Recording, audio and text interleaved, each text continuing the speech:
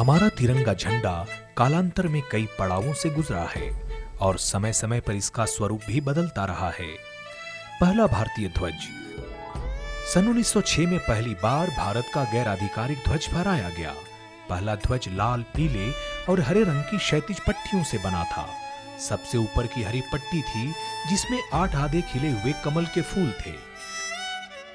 झंडे में सबसे नीचे लाल पट्टी में सूरज और चांद अंकित था और बीच की पीली पट्टी पर वंदे मातरम लिखा था। दूसरा भारतीय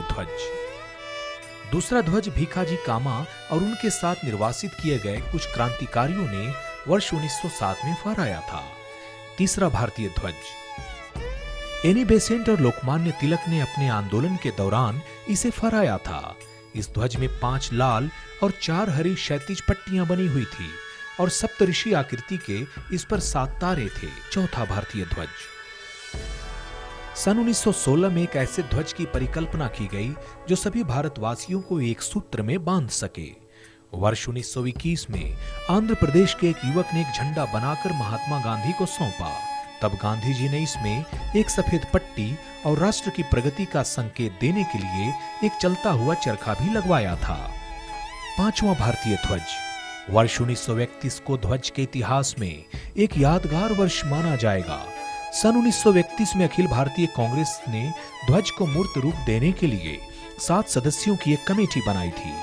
तिरंगे झंडे को हमारे राष्ट्रीय ध्वज के रूप में अपनाने के लिए एक प्रस्ताव भी पारित किया गया, जिसमें गांधी जी के चलते चरखे को यथावत रखा गया और स्वतंत्रता मिलने के बाद भी इसका रंग और महत्व बना रहा। छठा और वर्तमान भारतीय ध्वज 1947 में अंग्रेजों को भारत छोड़ने पर मजबूर कर दिया गया था।